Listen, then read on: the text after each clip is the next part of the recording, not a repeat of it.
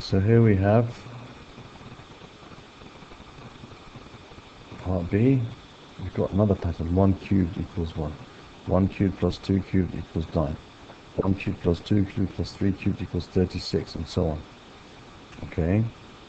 Now you can see this is 1 squared, and this is 3 squared, this is 6 squared, and this is 10 squared. This keeps going up by, this is like, if you look at just the numbers without the squares, that's going up by 2, 3, 4. So I guess the next one's going to go up by 5. Okay. So this is going to be basically 15 squared. Okay. 15 squared. Okay, 15 squared, which is the same as if we go back to the last page. 15 squared, where's it gone? Alright. If we go back to if we go back to the last page, where was it? It's over here, sorry. Yes, we have 1, 3, 6, 10. It's going up by 2, then it's going by 3, then it's going by 4, then it's going by 5 again. Yes, so it's a similar type of pattern. This time it's with cubes. Okay. Alright. So this is like basically 1 plus 2 plus 3 plus 4 plus 5 squared. Okay, it's the same as that.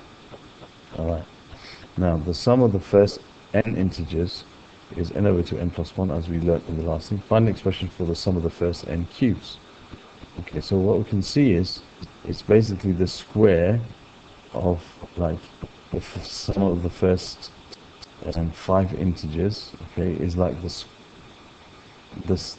sum of the first n cubes is like the square of the sum of the first n integers. So if I take this and I square the whole thing, it will should give me the sum of the first n cubes. So that's going to be n squared over 4 times n plus 1 squared. Okay, so I guess we could leave it like that. N squared over 4 times n plus 1 squared. Okay, let's see if that actually works. Let's see if it works, for example, for the number 3. It's going to give you 9 over 4 times, we're going to have 4 squared. Okay, so that's going to give you 9 4s are 36. It works. See? Okay. Now, part 3, find the sum of the first 19 cubes. So when n equals 19, just put it into this formula. 19 squared over 4 times 20 squared. That gives you 19 squared over 4 times 400. So it's 19 squared times 100. So 19 squared times 100. 19 squared multiplied by 100 gives us 36,100. 36,100. That's part 3, and I think that's it, isn't it?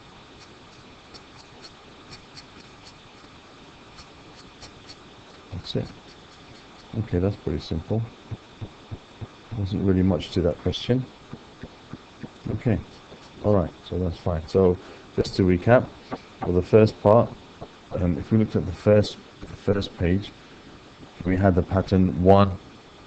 Basically it was like 1 equals 1. You had 1 plus 2 equals 3. Then you had 1 plus 2 plus 3 equals, and that was 6. Then 1 plus 2 plus 3 plus 4 equals 10.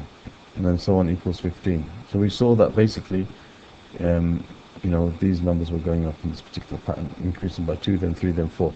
If you compare it to the cube numbers here, this is 1, which is 1 squared. This is 9, which is 3 squared. This is 36, which is 6 squared. This is 100, which is 10 squared. And you can see a pattern here, that the sum of the cube numbers is the same as the square of the the sum of the first n cube numbers is the same as the square of the first n integers. So the sum of the first two cube numbers is 9.